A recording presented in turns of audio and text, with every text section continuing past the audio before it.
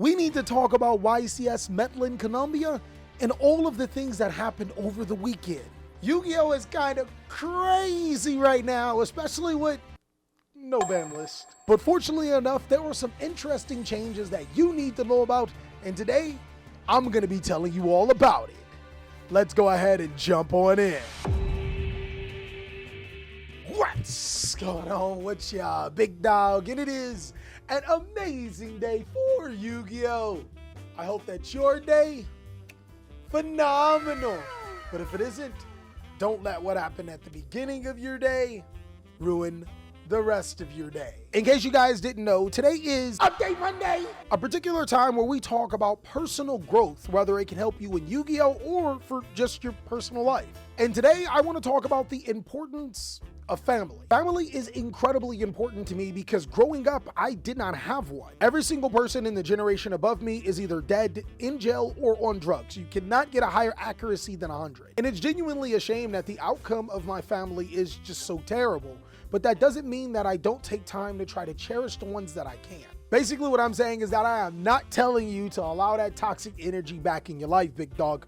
But what I am telling you is that if there is a little bit of separation between you and your family, then maybe just connect. You don't gotta kick it with them. Just let them know that you're thinking about them. Trust me, big dog, I know what it's like to have a terrible family if you have one. And if you don't have a terrible family, then cherish them. They're really hard to come by. But speaking of such, I know something that is completely terrible. Konami. At this point in time, Konami's just a punching bag. Everything that happens wrong is Konami's fault. It rained today?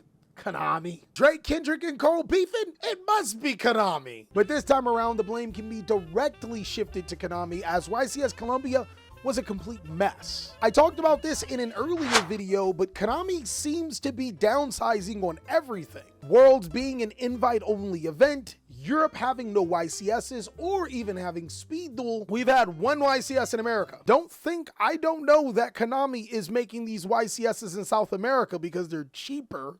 I go to Mexico all the time. But one of the main things that have been slipping with Konami is the event coverage. I'm not gonna lie, because of this, it makes it incredibly hard to get event coverage. But fortunately enough, there were quite some events that happened over the weekend that were actually larger than Medellin. And once we start looking at all of these events in conjunction with one another, we actually see a bigger picture on how the Yu-Gi-Oh meta is. But overall, there is a few different takes that I've gotten from this weekend, and they're crazy. There's actually quite a few high-topping decks that played little to no hand traps inside of their deck. And it's because they've taken a different approach. I think some really powerful cards that you might want to take a look into is cards like Forbidden Droplets, but regular trap cards are good too. Bro, I'm telling you, it's actually crazy how this could be a perfect format if Konami just fixed a couple of things. And you guys are gonna find out that as well as some other crazy things that are happening. But let's go ahead and start off by addressing the format. We are still technically in a tier 0 format. Pure Snake Eyes has dominated at least half of almost every single Yu-Gi-Oh event, with Fire King being the other quarter, meaning that the decks have pretty much taken up 75% of most top cuts. If you look at YCS Colombia, there is really no difference in that regard, with Snake Eyes taking up 4 tops, Fire King taking up 2, 1 Catch Tira, and 1 Runic Stun. We'll talk about Stun a little bit later. And in case you guys didn't know, Snake Eyes is the best deck in Yu-Gi-Oh right now. I still hear a lot of people saying Snake Eyes Fire King. No, pure Snake Eyes is better. And it's probably because of its versatility. Being able to be a link-based Yu-Gi-Oh deck or flip the switch and turn itself into a synchro deck, but also being able to mix with a lot more cards that are generic and really good gives the deck a lot more versatility. Fire King would probably be right behind, but is it really a Fire King deck when it only plays 6 Fire King cards? Take, for example, the Indianapolis Regional, which ironically had more players than the YCS in Medellin. Mario's build is pretty typical of what you would see of a Fire King Snake Eyes deck. There's not really a ton of changes into the formula here. It's pretty much the same as any other Snake Eyes Fire King deck, but Snake Eyes itself is evolving. Like if you look at Zachary Clyde's build, a version that does not play any synchro monsters, this particular Snake Eyes build is built on being able to exceed into 8, but also has the normal Snake Eyes combos. Pretty much this means that Snake Eyes is so versatile you can almost play it in your own way. The deck is what I like to call a freestyle Yu-Gi-Oh deck. Just do whatever you want. You're playing the most powerful cards in the entire game. And if you play it correctly, you can pretty much see success with it, which is why this Horus version did so well. But I personally think that Snake Eyes becomes a genuine problem when it starts absorbing other decks that are used to combat it and incorporate it into its own. I've seen this on Master Duel, and I think that's probably where the TCG got inspired, but Snake Eyes Kashtira is a legitimate threat. Ironically enough, the Kashtira cards can place multiple cards on the side of the field while gaining advantage, and the Snake Eyes cards can send the Kashtira cards into the graveyard to be able to summon their monsters from the deck for free. It's already been proven as a deadly combination in Master Duel, but now in the TCG, since we have cards like Pressure Planet Wavesurf and Kashtira Unicorn as well as Birth at 3, it becomes even more ridiculous. And that's exactly what Andre Torres did with his third place at YCS Medellin, is play a Kashtira Snake Eyes deck. And the deck is even more disgusting because it finds immunities to certain cards that would initially hurt Snake Eyes.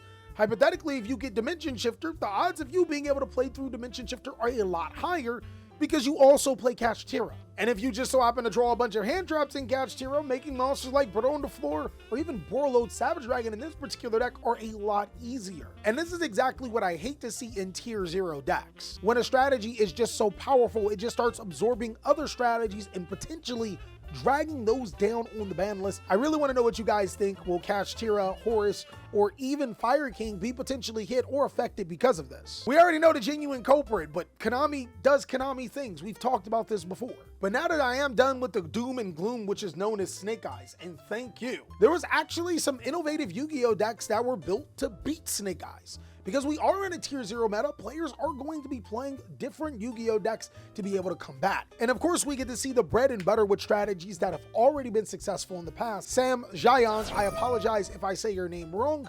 Despia build is exactly that. Despia is a deck that has a unique situation here. It's a strategy that's never really played hand traps. It's always had enough gas to be able to play through whatever board that your opponent is using, and the Gimmick Puppet Lock, while being one of the most disgusting things in the history of the game, is something to be able to stop Snake Eyes and potentially Snake Eyes Kashtira. And something really cool about this deck is that it's actually prepared for this particular meta.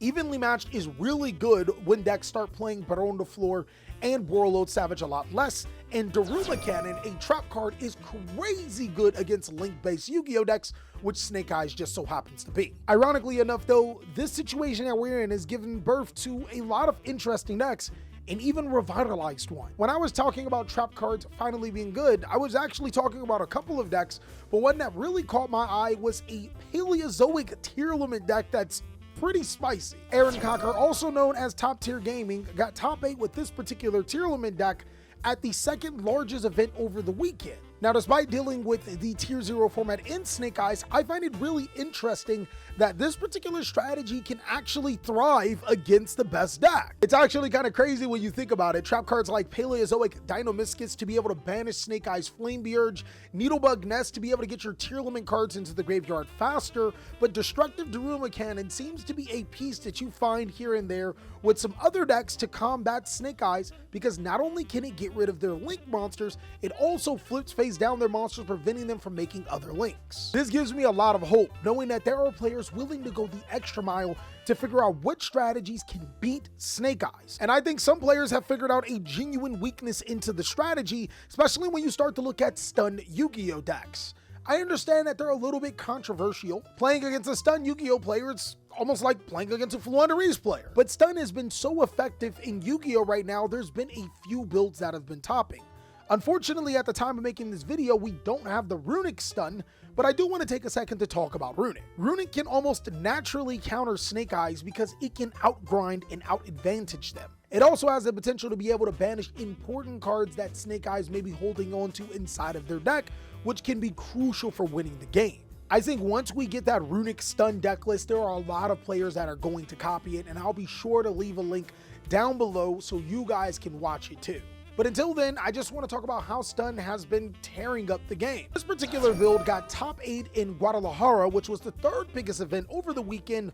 Juan Cortez is using a particular branded Dogmatica stun build that is focused on being able to summon monsters like Mirror Jade, but more importantly, as long as you can summon monsters like Fossil Dyna Pachycephalo or Jowigan the Spiritualist, your opponent is in trouble. These cards prevent players from being able to special summon, and typically you would just be able to run over it easily, but because of Decisive Battle of Golconda, it not only protects those monsters, it allows you to be able to send cards that mention Fallen Albaz from your deck to the graveyard to be able to gain even more resources. And it seems to be one of the most effective ways of combating the Snake Eyes strategy outside of FTKing them. Going back to that Fort Worth regional, Ricardo McBride got first place with a Volcanic Snake Eyes Fire King Horus deck. I know what you're thinking is just another variation of Snake Eyes, but no, this is actually a Volcanic deck built on being able to FTK your opponent. This deck follows similar principles, not using hand traps, but since Volcanic can naturally break a board,